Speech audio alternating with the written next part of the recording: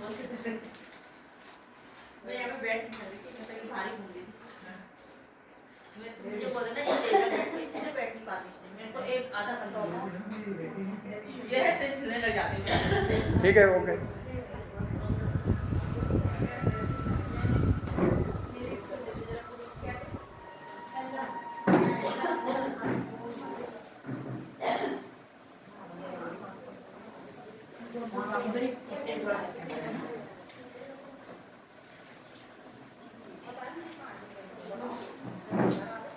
दीदी नहीं तो फिर एसिडिटी होगी, सो नहीं पाएंगी, तो उसके लिए हल्का भोजन करें और समय से कर लें। अगर 7 बजे से पहले तो संभव हो नहीं पाता है, जबकि घर में और लोग भी होते हैं या जॉब वाले होते हैं, तो अगर जब भी करें 9-10 बजे से पहले तो कर ही लें।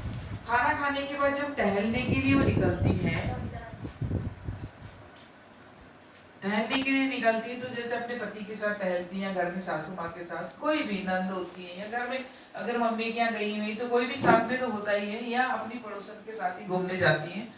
लेकिन जिसके साथ भी घूमने जाती, टहलने जाती हैं, तो बहुत स्वस्थ बातचीत करें, बुराई उराई ना करें इधर उधर की, ना ही कोई निगेटिव चर्चा करें।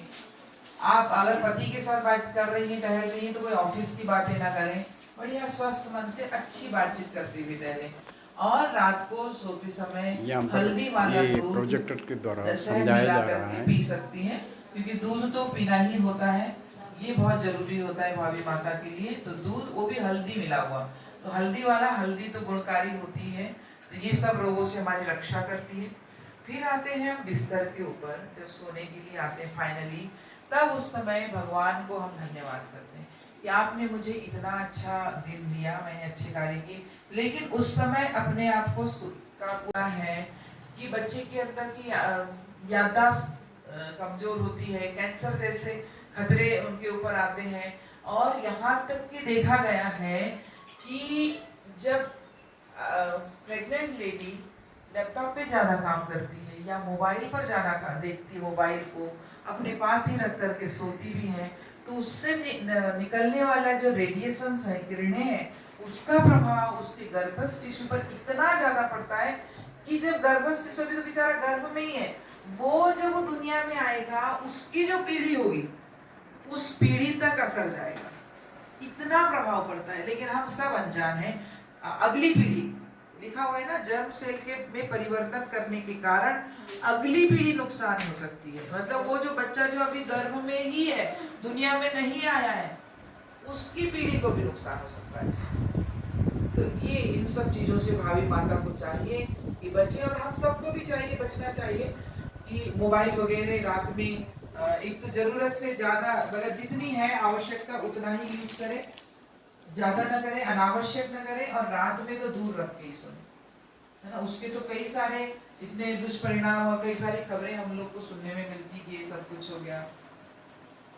ये गर्भावस्था के दौरान योगाभ्यास है, हल्का फुल्का जो योग करेंगे ताकि माँ को डिलीवरी के समय में बहुत आराम रहता है। तो क्या होता है, योग आसन वगैरह करने से क्या होता है, शरीर, गर्भस्थ शिशु का शरीर, माँ का शरीर ठीक रहता है। प्राणायाम करने से मानसिक शांति मिलती है, मानसिक स्वास्थ्य बनता है। ध्यान करने से आध्यात्मिक और भावनात्मक विकास होता है। अगर हम एकाग्रचित होकर के भाभी माता ध्यान करती है, तो गर्भस्थ शिशु भी करेगा, उसको भी शामिल करें, और इससे हमारा आध्यात्मिक और भावनात्मक केंद्र विकसित होगा, प्राणायाम से मानसिक। तो इस तरह से हमारे प्राणायाम का ये योगासन है, सूक्ष्म व्यायाम के। इनको तो प्रेग्नेंट लेडी अपने घर में भी बैठे बैठे देख करके, थोड़ा बहुत किताब में है भी, ये जो आपको मिली है किताब, उसमें है छोटे छोटे आसन से, तो ये सब चीजें तो कर सकती है। लेकिन जो दूसरे बड़े व्यायाम है वो नहीं करना है, ये छोटे छोटे सूक्ष्म व्यायाम तो प्रेग्नेंट लेडी कर सकती है। ये देखिए, हाथों को हिलाना, कलाई को, ये सूक्ष्म व्यायाम कर सकती है, जैसे तितली आसन, मार्जरी आसन, ये सब। इसको मैं चला देती हूँ।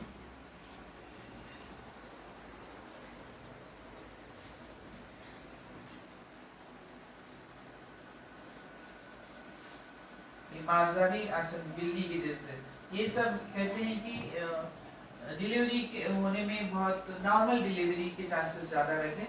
नहीं तो आजकल तो आप देखेंगे सभी के ऑपरेशन होते रहते हैं, क्योंकि हम लोग की दिनचर्या ऐसी हो गई है, आहार विहार ऐसा हो गया है। ठीक है, आगे ये सभी चक्की ये जो आज हमारी टीम जो है मेहुवाला के जो है प्राथमिक स्वास्थ्य केंद्र में आई थी। वहाँ पर ये इनका मेडिकल स्टाफ और डॉक्टर हैं और ये हमारी टीम है। आज जो है हमने आशा कार्यकर्ताओं को और NHM को जो है आओ गढ़ें संस्कारवान पीढ़ी के बारे में जो है श्रीमती ठाकरे द्वारा जो है विस्तृत रूप में बताया गया और आगामी प्रोग्राम भी जो है इसी स्वास्थ्य केंद्र से संबंधित जितनी भी जो है आशा कार्यकर्ती और जो है NHM हैं उनको फिर अगले कार्यक्रम में हम फिर मिलेंगे। इसको जो है आप जो है शेयर कीजिए, सब्सक्राइब कीजिए ताकि लोगों तक जो है इस कार्यक्रम के बारे में जानकारी पहुंच सके। धन्यवाद, थैंक यू। चैनल का नाम है नेगी जी का बगीचा के सहयोग से। हाँ, ठाकरे जी हमारा जो अखिल विश्व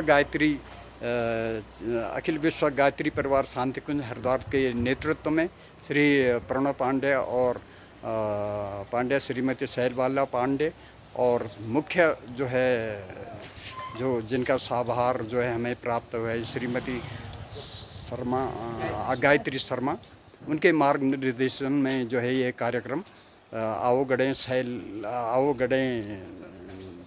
संस्कारवान पीढ़ी ये कार्यक्रम जो है अभी मेहुवाला में है। इसके अलावा ये अभी प्रेमनगर और अन्य क्षेत्रों में भी आओ गढ़ें संस्कारवान पीढ़ी का कार्यक्रम किया जाएगा।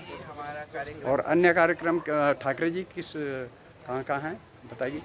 अन्य कार्यक्रम तो हम लोग दूसरे क्षेत्रों में जाएंगे, लेकिन जो ये मेहुवाला वाला जो प्राथमिक स्वास्थ्य केंद्र में जो कार्यक्रम में संभव हो पाया डॉक्टर रश्मि जी के सहयोग से ही ये पूर्ण हो पाया। अच्छा, आप डॉक्टर रश्मि जी हैं, आपका बहुत दिल से आभार व्यक्त करते हैं। थैंक यू, धन्यवाद।